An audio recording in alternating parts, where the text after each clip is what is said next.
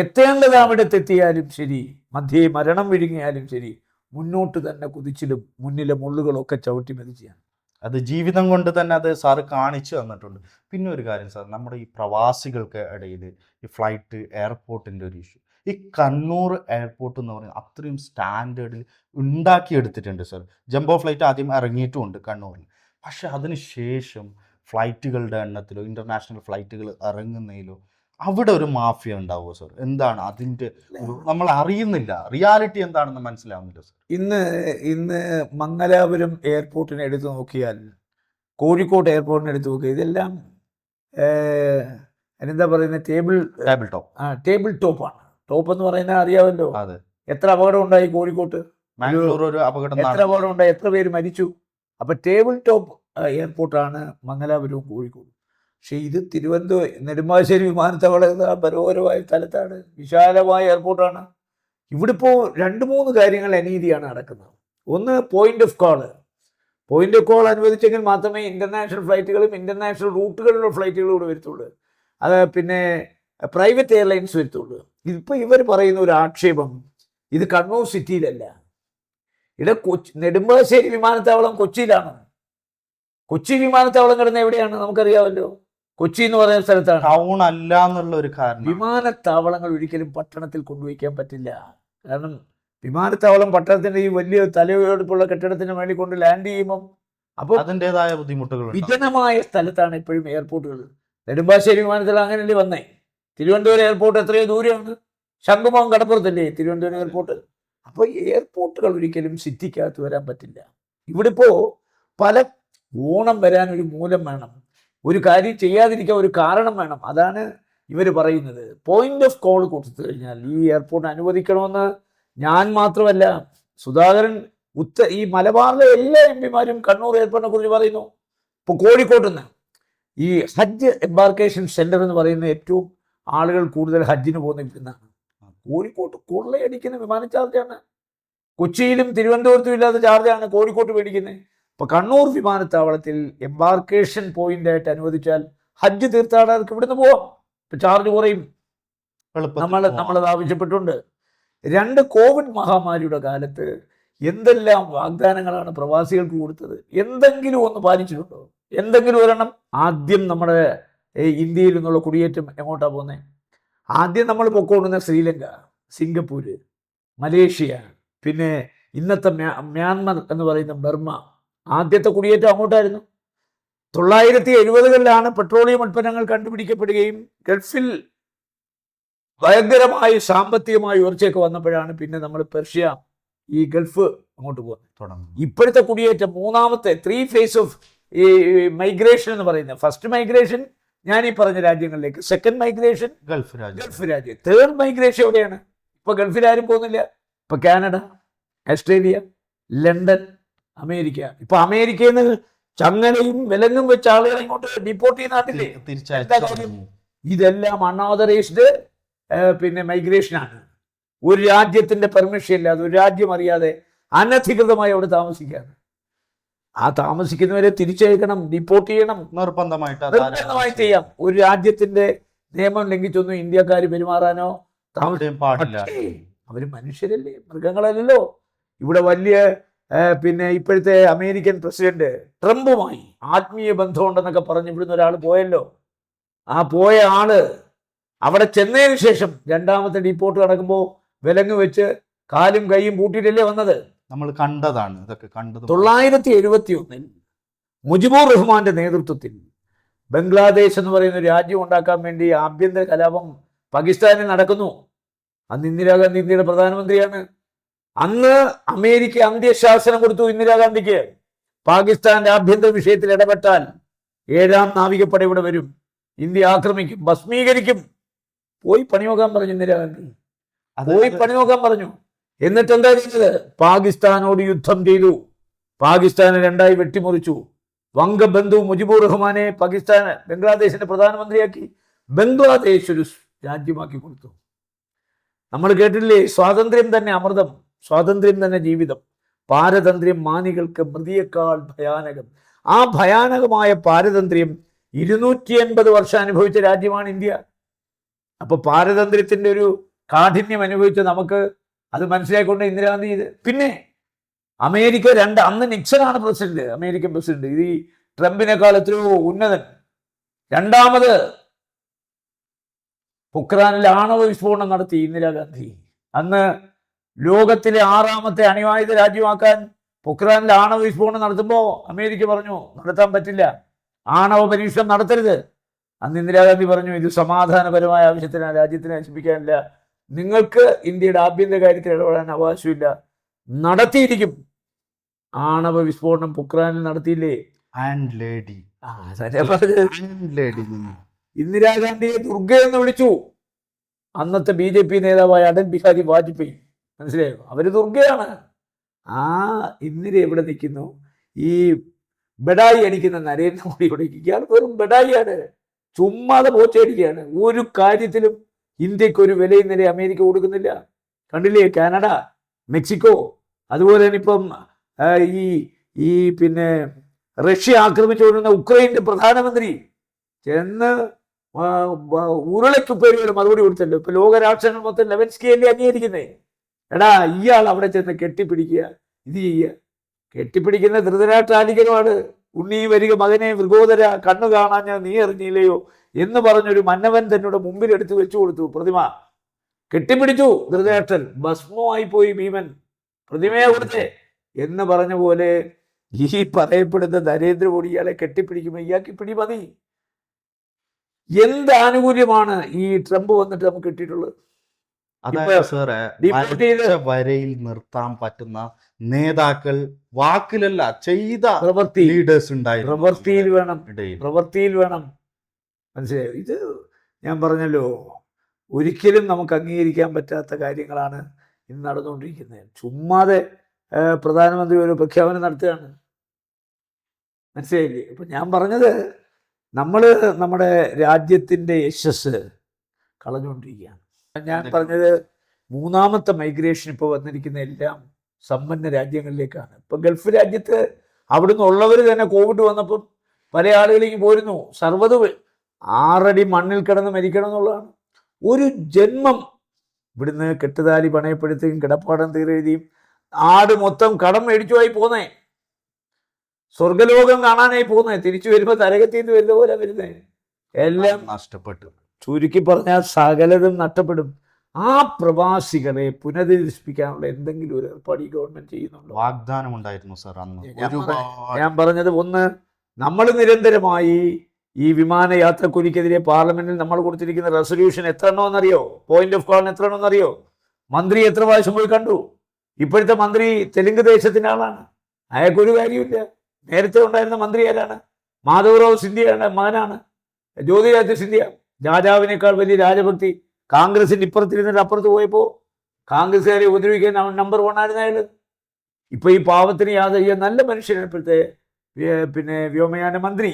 പക്ഷെ ഒരു കാര്യമില്ല, അതൊക്കെ BJP തീരുമാനിക്കും. ഇവർക്ക് സ്റ്റേറ്റുകാരും ഓഫീസും മകൾ മാത്രം. അതുകൊണ്ടാണ് ഞാൻ പറഞ്ഞത്, പ്രവാസി ലോകം വളരെ അസ്വസ്ഥമാണ്. നമ്മുടെ രാജ്യത്തിൻ്റെ സമഗ്രമായ വികസനത്തിന് പ്രവാസികൾ തന്നിട്ടുള്ള സംഭാവനകൾ നിസ്തൂലമാണ്, നിസ്സാരമല്ല.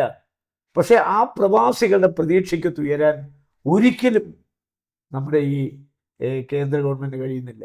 ഞങ്ങളെപ്പോലുള്ള MP-മാർ, ഇപ്പം രാഹുൽ ഗാന്ധിയോ അല്ലെങ്കിൽ കോൺഗ്രസ് പ്രധാനമന്ത്രി ആയിരുന്നെങ്കിൽ ഞങ്ങൾക്ക് അവിടെ ചെന്ന് സമ്മർദ്ദം ചെലുത്തി കാര്യങ്ങൾ നേടിയെടുക്കാം, കയ്യോടെ വാങ്ങിക്കൊണ്ടുവരാം. 1, 2, ഇപ്പോൾ കേരളത്തെക്കുറിച്ച് നമ്മൾ ആരും രാഹുൽ ഗാന്ധി പഠിപ്പിക്കേണ്ട കാര്യമില്ല. അയാൾ ഇവിടെ നിന്നുള്ള MP ആയിരുന്നു. പ്രിയങ്കയെ പഠിപ്പിക്കേണ്ട കാര്യമില്ല. ഇനി അവര് എന്തെങ്കിലും അധികാരത്തിൽ എന്തെങ്കിലും വന്നാൽ ആദ്യം ചെയ്യുന്ന കേരളത്തിന് വേണ്ടിയിട്ടാണ്. കാര്യം, പ്രിയങ്ക ഗാന്ധിക്ക് വരാൻ ഏറ്റവും നല്ല എയർപോർട്ട് കണ്ണൂരാണ്. അപ്പോൾ കണ്ണൂർ എയർപോർട്ടിൽ ഇന്റർനാഷണൽ വിമാനങ്ങൾ വരണമെങ്കിൽ ഒരു ഭരണമാറ്റം ഉണ്ടാകണം. കാര്യം, വയനാട്ടിൽ ഏറ്റവും എളുപ്പം പോകാനുള്ള എയർപോർട്ട് കണ്ണൂരാണ്. വന്നിറങ്ങി പോകാനുള്ള ആ ഒരു, അല്ലെ പിന്നെ മൈസൂറാണ് എയർപോർട്ട്. മൈസൂരിൽ ഒരുപാട് ബുദ്ധിമുട്ടുകളുണ്ട് യാത്രയ്ക്ക്. അവരൊക്കെ വരുന്ന ഏത് സമയത്താണ്? വന്യമൃഗങ്ങളുടെ ശല്യമുള്ള സമയമുണ്ട്, ഇറങ്ങി വരുന്ന റോഡുകൾ. അതുകൊണ്ട് കണ്ണൂർ എയർപോർട്ടിന് എന്തെങ്കിലും ഒരു മാറ്റം വരണമെന്നുണ്ടെങ്കിൽ ഒരു ഭരണമാറ്റം വരണം. അതുവരെ നമ്മൾ ഫൈറ്റ് ചെയ്തുകൊണ്ടേയിരിക്കും. അതല്ലാതെ മറ്റൊരു പ്രതീക്ഷ, ഞാൻ പറഞ്ഞത്, പ്രതീക്ഷ നമ്മളിങ്ങനെ ഓരോ പ്രാവശ്യം ചെല്ലുമ്പോഴും നിരാശപ്പെടുത്തി വഹിക്കുന്നതല്ലാതെ ഒരു പ്രതീക്ഷ നൽകി വിടാൻ ഇവർക്ക് ആർക്കും കഴിയുന്നില്ല. അത് ഒന്ന് കേരളത്തിൽ ഇപ്പം തന്നെ വയനാട്ടിൽ ഇത്രയും വലിയ ദുരന്തം ഉണ്ടായിരുന്നു. ദുരന്തം ഉണ്ടായിട്ട് ഇപ്പോൾ കൊടുത്തിരിക്കുന്നത് എന്താണ്? 50 വർഷത്തേക്കുള്ള ഫണ്ടാണ് കൊടുത്തിരിക്കുന്നത്. 50 വർഷം കൊണ്ട് തിരിച്ചടയ്ക്കാൻ അല്ലാതെ പ്രധാനമന്ത്രി വന്നു, കെട്ടിപ്പിടിച്ചു, കരഞ്ഞു, ഇതെല്ലാം കൂട്ടി കാണിച്ചിട്ട് പോയി, തിരിച്ചു പോയി. പണം ഒരു വിഷയമല്ല, നിങ്ങൾ മുമ്പോട്ട് നീക്കോ, പുനരധിവാസം നടത്തിക്കോ, എന്ത് ഒരു 10 പൈസ കൊടുക്കുന്നില്ല, വാക്കുകളിൽ മാത്രം. പിന്നെ ഒരു കാര്യം കൂടി സാറേ, അതായത് പ്രവാസികളായ പലരും 1000 ദിറംസ് 1500 ദിറംസിന് ശമ്പളത്തിന് പണിയെടുക്കുന്ന പാവങ്ങൾ, ഇവർ ഈ പെരുന്നാളിനോ മറ്റെന്തെങ്കിലും വരുമ്പോൾ 30,000 40,000 50,000 വരെ ടിക്കറ്റ്. മാത്രമല്ല പെട്ടെന്നൊരു കുടുംബത്തിൽ മരണം സംഭവിച്ചാൽ വരാൻ പറ്റുന്നില്ല, ഫയർ. പക്ഷെ ഇതേ ഡിസ്റ്റൻസിലിരുന്ന മറ്റു രാജ്യങ്ങളിൽ ഇത്രയും ഫയർ വരുന്നില്ല സർ. മാത്രമല്ല ലോകത്തിൽ തന്നെ അത്രയ്ക്കും വിഷമമുണ്ട് പറയുമ്പോൾ. നമ്മുടെ പുറം നാട്ടിൽ മരിച്ച ഒരു ബോഡി ഇങ്ങോട്ടേക്ക് കൊണ്ടുവരുമ്പോൾ സർ, അതിനെ തൂക്കിയെടുത്ത് ഒരു ലഗേജ് എടുക്കുന്ന പോലെ വെയിറ്റിന് ഇത്ര പൈസയെന്ന് പറഞ്ഞാണ് സർ നമ്മുടെ ഒരു ഡെഡ് ബോഡിക്ക് അവസാനത്തെ ആണിയും അടിച്ച് അത് എത്രമാത്രം. നാളെ ഞാനൊരു പ്രവാസിയാണ് സർ, എൻ്റെയും അവസ്ഥ നാളെ നമ്മുടെയൊക്കെ പെട്ടിയിൽ ആണി അടിച്ച് എയർപോർട്ടിൽ കൊണ്ടുവന്ന് എൻ്റെ രാജ്യത്തേക്ക് ഞാൻ കിടന്നുറങ്ങാൻ അല്ലെങ്കിൽ അവസാനം എൻ്റെ മണ്ണോട് ചേരാൻ ആഗ്രഹിക്കുമ്പോൾ എൻ്റെ ബോഡി എയർപോർട്ട് വെച്ച് തൂക്കുകയാണ്. ഇത്ര കിലോഗ്രാം, ഇത്ര ഇങ്ങനെ ഇതിന് ഇത്ര കെട്ടണം. അത് എത്രമാത്രം ഭീകരമാണ് സർ ആ ഒരു സിറ്റുവേഷൻ. അതിൽ 2 കാര്യങ്ങളാണ് ഞാനിപ്പോൾ പറയാൻ ഉദ്ദേശിക്കുന്നത്. ഒന്ന്, നമ്മൾ ഈ വ്യോമയാന മന്ത്രിയെയും അതുപോലെ തന്നെ കേന്ദ്രമന്ത്രിമാരെയൊക്കെ പോയി കാണുമ്പോൾ അവർ പറയുന്നത് സീസണലായിട്ട് മാത്രമേ ഈ വിമാനങ്ങൾക്ക് യാത്രക്കാരെ കിട്ടാറുള്ളൂ. ബാക്കി സമയങ്ങളിലെല്ലാം ഇവർ ഇന്ധനം എരിച്ച് സർവീസ് നടത്തിക്കൊണ്ടിരിക്കുകയാണ്. ഇപ്പം അവർ പറയുന്നത് എന്താണെന്ന് വെച്ചാൽ റെഗുലർ സർവീസുകളുണ്ട്, അതൊരിക്കലും മുടങ്ങാൻ പാടില്ല. യാത്രക്കാരുടെ എണ്ണം 300 പേർക്ക് ഇരിക്കാൻ പറ്റുന്നതാണെങ്കിൽ 25 30 50 ആണെങ്കിലും ഫ്ലൈറ്റ് ക്യാൻസൽ ചെയ്യില്ല. ഈ 25 പേർക്ക് വേണ്ടി ഫ്ലൈറ്റ് ഓപ്പറേറ്റ് ചെയ്യണം. അപ്പോൾ സീസണലായിട്ട് മാത്രമേ ഞങ്ങൾക്ക് യാത്രക്കാരെ കിട്ടാറുള്ളൂ. അപ്പോൾ സീസണലായിട്ട് യാത്രക്കാരെ കിട്ടുമ്പം ഇത് may be Onam or Christmas അല്ലെങ്കിൽ എന്തെങ്കിലും ഫെസ്റ്റിവൽ, പിന്നെ സ്കൂൾ അടയ്ക്കുന്ന സ്കൂൾ വെക്കേഷൻ, ഇത്തരം സമയങ്ങളിലാണ് നമുക്ക് വിമാനത്തിൽ പരമാവധി പൈസ വാങ്ങിച്ച് ഈ ഓഫ് സീസണിൽ ഇത് നമുക്ക് നികത്താൻ പറ്റും. അതുകൊണ്ട് വിമാനം സർവീസുകളുടെ എണ്ണം റിഡ്യൂസ് ചെയ്യാതിരിക്കണമെങ്കിൽ, സർവീസുകൾ റെഗുലറായി നടത്തണമെങ്കിൽ ഈ സീസണിലായിട്ട് വരുമ്പോൾ ആളുകളെ എക്സ്പ്ലോയിറ്റ് ചെയ്തേ പറ്റുമെന്നാണ് ഒരു വിശദീകരണം. 2, ഇന്ത്യ ഒഴിച്ച് ബാക്കി എല്ലാ രാജ്യങ്ങളും ഡെഡ് ബോഡിയോട്, മരിച്ചവരോട് വലിയ ബഹുമാനം കാണിക്കുന്നത്. ഈ സകല രാജ്യങ്ങളും, ഇന്ത്യ ഒഴിച്ചുള്ള എല്ലാ രാജ്യങ്ങളും ഡെഡ് ബോഡി അവിടുന്ന് ഏറ്റുവാങ്ങി വീട്ടിലെത്തിച്ചു കൊടുക്കുന്ന ജോലി ആ രാജ്യങ്ങളാണ് ചെയ്യുന്നത്. ഇപ്പോൾ ഇന്ത്യയിലാണ് ഇപ്പോൾ കുറേ കൂടി നിയമങ്ങൾ കർശനമാക്കിയപ്പോഴാണ് നിങ്ങൾ ഈ പറഞ്ഞ ഡെഡ് ബോഡി തൂക്കി നോക്കി വെയിറ്റിൻ്റെ അടിസ്ഥാനത്തിലാണ് കാശ്. അപ്പോൾ ഒരാൾ മരിച്ചു കഴിഞ്ഞാൽ പോലും ആ ജീവിച്ചിരിക്കുന്നവരോട് കാണിക്കുന്നതിനേക്കാൾ ഇരട്ടി ക്രൂരതയാണ് മരിച്ച ഡെഡ് ബോഡിയോട് കാണിക്കുന്നത്. അത് വലിയ അനാദരവാണ്. അതുകൊണ്ട് ഈ മരിച്ചു പോകുന്ന ആളുകൾ എന്ന് പറഞ്ഞാൽ ഇതൊക്കെ ഒരു കുടുംബത്തിൻ്റെ പ്രതീക്ഷകളാണ്. ആ പ്രതീക്ഷ പിന്നെ അങ്ങോട്ട് അവരുടെ സേവനം കുടുംബത്തിന് കിട്ടുന്നില്ല. പിന്നെ ഈ ബോഡി കൊണ്ടുവരുന്ന വകയിലും കൂടെ ബാധ്യതകൾ ഉണ്ടാക്കി വയ്ക്കാൻ മലയാളി സംഘടനകൾ ഒരുപാടുണ്ട്. നിങ്ങളുടെ KMCC ഒക്കെ അവരൊക്കെ ഒരുപാട് സഹായങ്ങൾ. ഈ കോവിഡ് മഹാമാരിയുടെ കാലത്ത് എത്ര ഫ്ലൈറ്റാണ് KMCC ഓപ്പറേറ്റ് ചെയ്ത്? ഗവൺമെന്റ് വല്ല ഫ്ലൈറ്റ് കൊണ്ടുവന്നോ? ആ ഫ്ലൈറ്റ് വരാതിരിക്കാൻ എന്തെല്ലാം അതിന്റെ തടസ്സങ്ങൾ ഇവരുണ്ടാക്കി. അന്ന് സജീവമായി MP ഇടപെട്ടു. ഞങ്ങളൊക്കെ അതിന്റെ ഭാഗമാണ്. പിന്നെ ഇതിനകത്ത് നിങ്ങൾ മനസ്സിലാക്കുന്നത്, നമുക്ക് MP ഫണ്ട് എന്ന് പറയുന്ന ഒന്നുമില്ല. ഒരു MLAക്ക് ഒരു കോൺസ്റ്റിറ്റ്യുവൻസി ചെലവാക്കാൻ കിട്ടുന്ന ഫണ്ട് 6 കോടി രൂപയാണ്. അപ്പോൾ 5 കൊല്ലം 6 5 30 കോടി രൂപ. ഒരു MLA ഒരു അസംബ്ലിയിൽ 6 കോടി രൂപ ഒരു വർഷം ചെലവാക്കുമ്പോൾ ഒരു MP എന്ന് പറഞ്ഞാൽ ആരാ? 7 MLAമാർ ചേരുന്നതാണ് ഒരു MP. ഇപ്പം എൻ്റെ കാസർഗോഡ് പറഞ്ഞാൽ മഞ്ചേശ്വരം, കാസർഗോഡ്, ഉദുമ, കാഞ്ഞങ്ങാട്, തൃക്കരിപ്പൂർ, 2 അസംബ്ലി, 7 അസംബ്ലി. 7 അസംബ്ലിയിൽ ഒരു MPക്ക് കിട്ടുന്ന എത്രയാണ്? 5 കോടി. ഒരു എല്ലാവർക്കും വീതിക്കണം. പിന്നെ അത് 7 അസംബ്ലി കൊടുക്കണം. പിന്നെ നമ്മുടെ ഈ 5 കോടി ഫണ്ടിൽ നിന്ന് 75 ലക്ഷം പട്ടികജാതിക്ക് കൊടുക്കണം. അത് മാൻഡേറ്ററിയാണ്. 37 പട്ടിക വർഗത്തിന് കൊടുക്കണം. 15 ഫിസിക്കലി ഡിസേബിളിന് കൊടുക്കണം. അപ്പോൾ തന്നെ 1 കോടി 27 മാറി. ഒരു റൗണ്ട് ഫിഗർ വെച്ചാൽ തന്നെ 3 കോടി 75 ലക്ഷം 7ആയി ഭാഗം വയ്ക്കുമ്പോൾ ഒരു MPക്ക് ഒരു അസംബ്ലിയിൽ കൊടുക്കാൻ പറ്റുന്ന പരമാവധി തുക 50 ലക്ഷം. ഒരു MP ഒരു അസംബ്ലിയിൽ 50 ലക്ഷം കൊടുക്കുമ്പോൾ ഒരു MLA ഒരു അസംബ്ലിയിൽ 6 കോടി. പിന്നെ നമുക്കൊരു 62 പഞ്ചായത്തുണ്ട്, അവിടെ കൊടുക്കാനാണെങ്കിൽ 5 ലക്ഷം രൂപ ഒരു പഞ്ചായത്തിൽ കൊടുക്കാം. ജനങ്ങളുടെ ധാരണ MPക്ക് ഇങ്ങനെ കോടിക്കണക്കിന് രൂപ ഫണ്ടുണ്ട്. ഇനി ഒരു കാര്യം പറയാം, ഈ 6 കോടി കൂടാതെ MLAക്ക് പ്ലാൻ ഫണ്ടുണ്ട് ഓരോ വർഷവും. അത് പ്രതിപക്ഷത്തിനും കിട്ടും, ഭരണം കക്ഷിക്ക് കിട്ടും. പ്ലാൻ ഫണ്ടുണ്ട്, നബാർഡിൻ്റെ ഫണ്ടുണ്ട്, കിഫ്ബിയുടെ ഫണ്ടുണ്ട്, ഉമ്മൻചാണ്ടി കൊണ്ടുവന്ന കാസർഗോഡ് പാക്കേജിൻ്റെ ഫണ്ടുണ്ട്. MPക്ക് ഇതൊന്നുമില്ല. കിഫ്ബി ഇല്ല, നബാർഡില്ല, പ്ലാൻ ഫണ്ടില്ല, കാസർഗോഡ് പാക്കേജിൽ ഈ 5 കോടിയല്ല വേറൊന്നുമില്ല, മറ്റൊന്നും കിട്ടാനില്ല, വേറെ ഒന്നും കിട്ടാനില്ല. അപ്പം 2 പാർലമെന്റ് ഇപ്പോൾ 10-ാം തീയതി തുടങ്ങുന്നു, നോട്ടിഫിക്കേഷൻ വരും. 15 ദിവസത്തിന് മുമ്പ് നമുക്ക് അവിടെ നിന്ന് കത്ത് വരും, നിങ്ങൾക്ക് ചോദ്യം എഴുതി അറിയിക്കാം. 2 തരം ക്വസ്റ്റ്യനാണ്, ഒന്ന് സ്റ്റാർ ക്വസ്റ്റ്യൻ, പിന്നെ അൺസ്റ്റാർ ക്വസ്റ്റ്യൻ. സ്റ്റാർ ക്വസ്റ്റ്യൻ എന്ന് പറഞ്ഞാൽ ഓറലായി നമുക്ക് ചോദിക്കാം, ഓറലായി മറുപടി കിട്ടും. 2 സപ്ലിമെൻ്ററി ചോദിക്കാം, അതിന് മറുപടി കിട്ടും. മന്ത്രി പറയുന്നു നിങ്ങളുടെ ചോദ്യത്തിന് ഉത്തരം സഭയെ മേശപ്പുറത്ത് വെച്ചിട്ടുണ്ടെന്ന് പറഞ്ഞാൽ സപ്ലിമെൻ്ററി ചോദിക്കാം, ആ ഉത്തരം ശരിയല്ലേ. അപ്പോൾ ഇതെന്താ ചെയ്യുന്നത്? 15 ദിവസത്തിന് മുമ്പ് ഏതൊക്കെ മിനിസ്ട്രിയെ കുറിച്ചിട്ടാണ് പാർലമെന്റിൽ സ്റ്റാർ ക്വസ്റ്റ്യൻ ചോദിക്കുന്നത്? എന്നും രാവിലെ 11 മണിക്ക് പാർലമെന്റ് ആരംഭിക്കും. ആദ്യത്തെ നടപടിക്രമം സ്റ്റാർ ക്വസ്റ്റ്യൻ ആണ്. അപ്പോൾ സ്റ്റാർ ക്വസ്റ്റ്യൻ എന്താണ്? 543 പാർലമെന്റ് അംഗങ്ങളിൽ നിന്ന് 15 ദിവസം മുമ്പ് ആരൊക്കെയാണോ ഈ ചോദ്യങ്ങൾ എഴുതി അറിയിക്കുന്നത് 573 നിന്ന് നറുക്കെടുക്കും 20 പേരെ. ലോട്ടാണ്, മൊത്തം കേൾക്കുന്ന ഒരു ഉറപ്പുമില്ല. നിങ്ങൾ മനസ്സിലാക്കി പോകുന്ന, നിങ്ങൾ എത്രയോ കാലമായി ലോട്ടറി ടിക്കറ്റ് എടുക്കുന്നത്, ലോട്ടറി ടിക്കറ്റ് നമ്മളത് വന്നു. അപ്പം 543 MP-മാരിൽ നിന്ന് നറുക്കെടുക്കുന്ന എത്ര പേർക്കാണ് കിട്ടുന്നത്? 20 പേർക്ക്. ഇനി ആ 20 പേരുടെ കാര്യം പറയാം. 20 പേരുടെ ചോദ്യം അടിച്ചു വരും. ഇന്നത്തെ മാർച്ച് 10-ന് 20 പേര് വരും. അപ്പൊ ഇപ്പൊ എന്താ സ്പീക്കർ ചെയ്യുന്നത്? ആകെ 20 പേർക്കേ കിട്ടത്തുള്ളൂ. അതുകൊണ്ട് സ്പീക്കർ എന്ത് ചെയ്യും? ഏതെങ്കിലും ഒരു ചോദ്യത്തിന് അനുബന്ധമായ ഒരു ചോദ്യം സപ്ലിമെന്ററി ആയി ചോദിക്കാൻ MP-മാർക്ക് അവസരം കൊടുക്കും. അപ്പം ക്വസ്റ്റ്യൻ നമ്പർ 1 എന്ന് വിളിക്കുമ്പോൾ അയാൾ സാർ ക്വസ്റ്റ്യൻ നമ്പർ 1 മിനിസ്റ്റർ പറയും, ഒന്നിൽ ആൻസർ പറയും, അല്ലെങ്കിൽ പറയും അതിൻ്റെ ആൻസർ മേശപ്പുറത്ത് വെച്ചിട്ടുണ്ട്. അപ്പോൾ സപ്ലിമെൻ്ററി ചോദിക്കാം. അപ്പോൾ ഈ ചോദ്യം രാജ്മോഹൻ ഉണ്ണിത്താനാണ് നറുക്ക് വീഴുന്നതെങ്കിൽ എൻ്റെ ഈ ചോദ്യത്തോടൊപ്പം ഇന്ത്യയിലെ പല ആളുകളും 3-4 സപ്ലിമെൻ്ററി ചോദിക്കും അതിൻ്റെ കൂടെ. അപ്പോൾ എന്ത് വരും? 20 നറുക്കെടുപ്പ് കിട്ടിയ ആളുകളിൽ 7ാമത്തെ ആൾ വരുമ്പോൾ 1 മണിക്കൂർ തീരും. ക്വസ്റ്റ്യൻ അവർ സസ്പെൻഡ് ചെയ്തു. ബാക്കി മുഴുവൻ ആളുകൾക്കും ഓറൽ ചോദ്യം ചോദിക്കാൻ പറ്റുന്നില്ല, ഓറൽ ആൻസർ ഇല്ല, അവർക്ക് പത്രത്തിൽ എഴുതി കൊടുക്കാം. മന്ത്രിയോട് ചോദിച്ചു, മന്ത്രി പറഞ്ഞു. അൺസ്റ്റാർ ക്വസ്റ്റ്യൻ എന്ന് പറഞ്ഞാൽ ഇതുപോലെ നറുക്കെടുക്കും. അത് പാർലമെന്റിൽ ചോദിക്കാനും പറ്റില്ല, പറയാനും പറ്റില്ല, മന്ത്രിയുടെ ഉത്തരം. അതേസമയം അൺസ്റ്റാർ ക്വസ്റ്റ്യൻ നമ്മൾ ചോദിക്കുന്നു, മന്ത്രി ഉത്തരം തരുന്നു. നറുക്ക് വീണാൽ നമുക്ക് പറയാം മന്ത്രിയോട് ചോദിച്ചു, അതേസമയം മന്ത്രി മറുപടി പറഞ്ഞു. മറ്റത് ചോദിക്കുന്നതും കാണിക്കും, മറുപടി പറയുന്നതും കാണിക്കും, നമ്മളെയും കാണിക്കും, മന്ത്രിയും കാണിക്കും. ഇത് നമ്മളെ കാണിക്കത്തുമില്ല. അൺസ്റ്റാർ ക്വസ്റ്റ്യൻ അത് നറുക്കെടുപ്പ്. എന്ന് രാവിലെ 9:30 മണിക്ക് മുമ്പ് 0 അവർ ക്വസ്റ്റ്യൻ എഴുതിയിടാം. 543 പേരിൽ നിന്ന് എത്ര പേര് 0 അവർ എഴുതിയിരുന്നു അതിൽ നിന്ന് നറുക്കെടുക്കും. 20 പേർക്ക് നറുക്ക് വീഴും. ആ 20 പേർക്കും 0 അവർ കിട്ടും. അത് പാർലമെന്റിൽ എന്തെങ്കിലും സമരങ്ങളുണ്ടെങ്കിൽ, ഡിസ്റപ്ഷൻ ഉണ്ടെങ്കിൽ അത് പോയി. ക്വസ്റ്റ്യൻ അവറും 0 അവറും എല്ലാം ക്യാൻസൽ ചെയ്യും. എത്ര 0 അവർ നമുക്ക് പോയി. അപ്പം നാട്ടുകാർ നോക്കുമ്പോൾ ഇപ്പം ഷാഫി പറമ്പൻ ഭാഗ്യവാനാണ്.